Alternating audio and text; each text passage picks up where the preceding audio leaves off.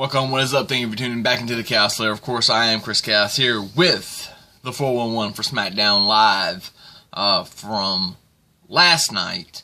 Of course, I didn't get a chance to do this last night. I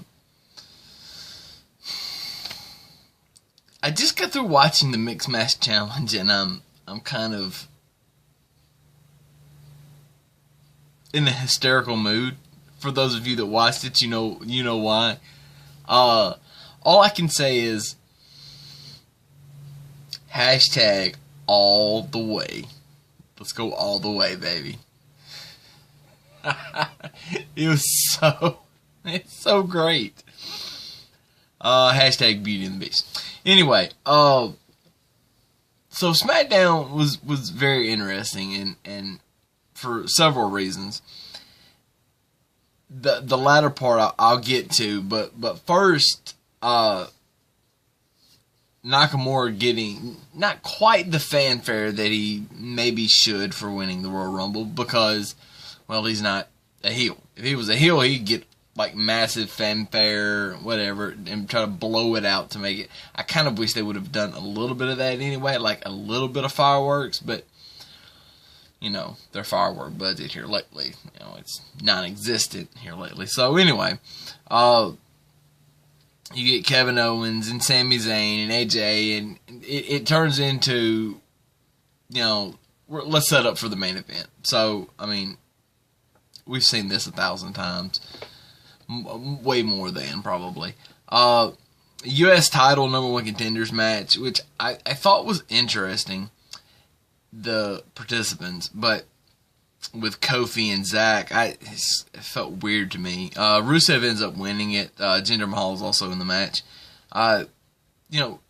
Rusev is just way over right now. Like, the whole Aiden English thing with him has really, really gotten him over.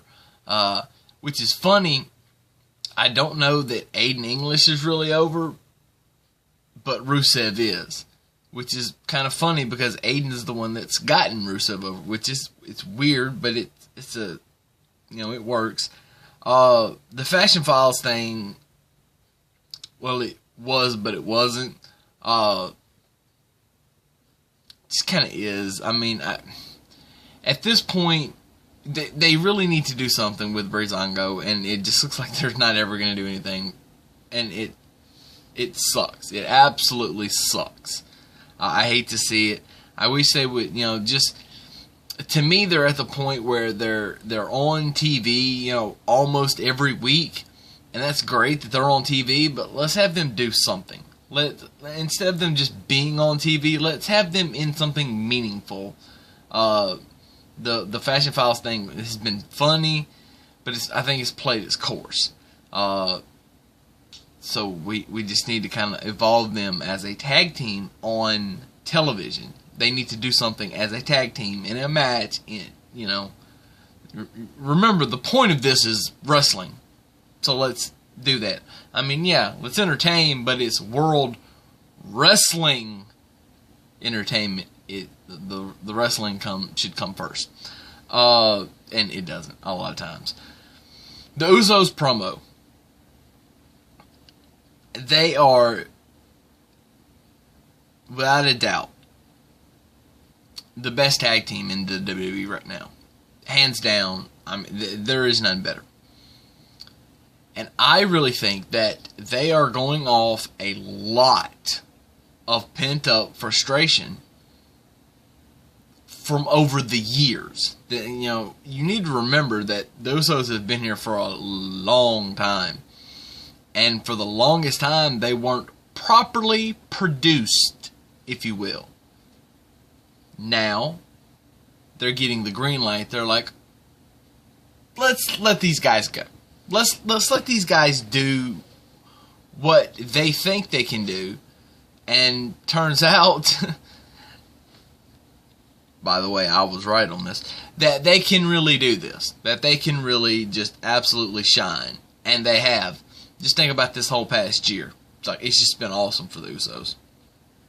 Even in losing the tag titles, I think 3 times, they have so far surpassed what we thought they were really going to be, just because of how WWE likes to book things. So it's awesome to me to see them being able to do really well, and being able to give them mic time. And this time, mic time not associated with anybody. This was strictly them coming out talking, which in today's WWE you don't see a lot.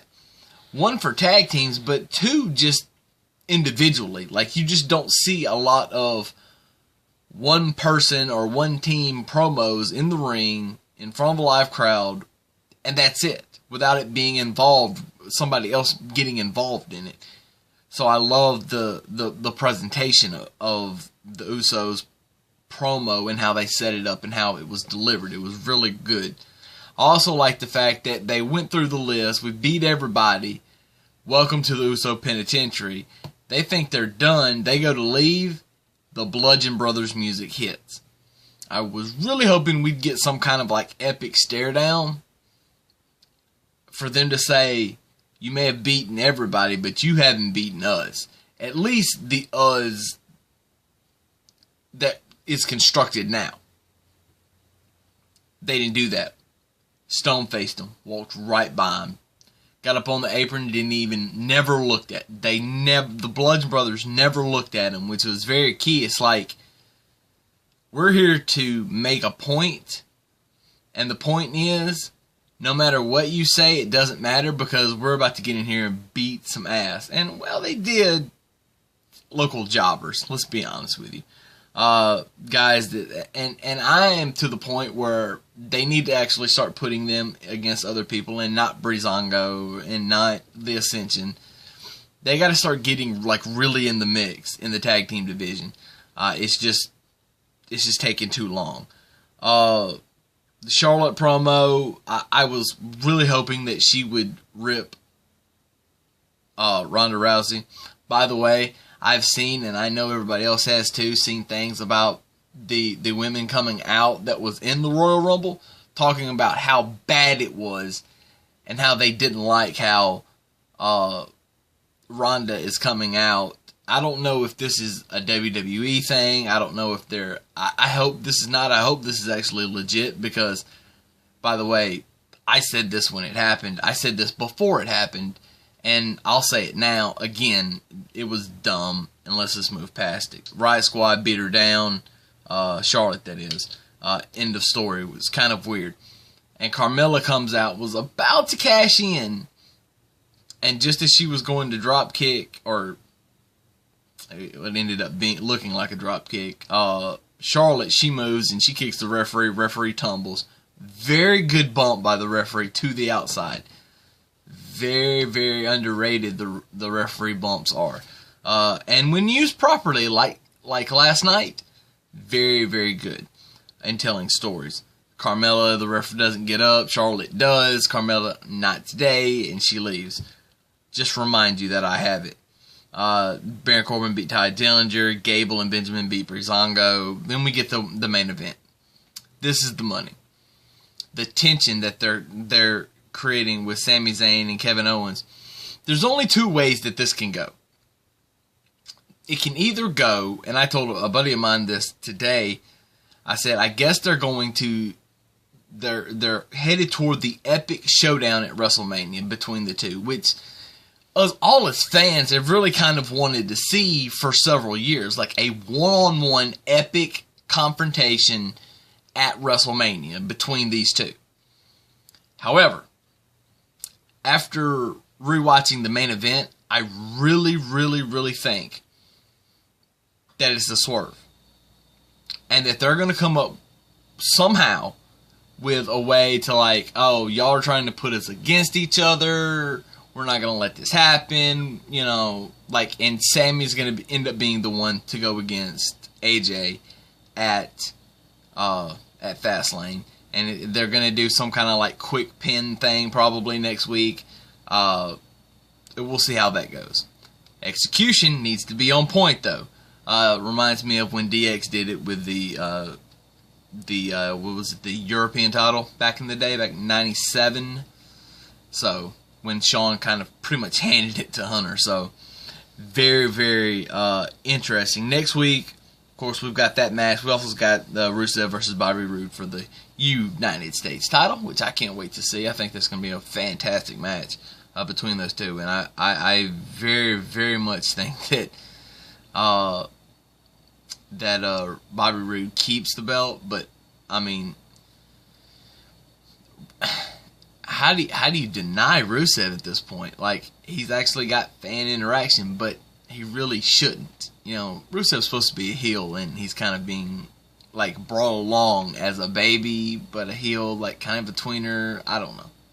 We'll see how that ends up playing out, but I can't wait to watch the match next week. I think it's going to be fantastic. For anybody that didn't, please go and watch the Mixed Match Challenge this week. It is very much worth your time, and I wouldn't even have watched it if I hadn't been told about it. So please do yourself a favor and go watch that. Now, until next week, that's all I got.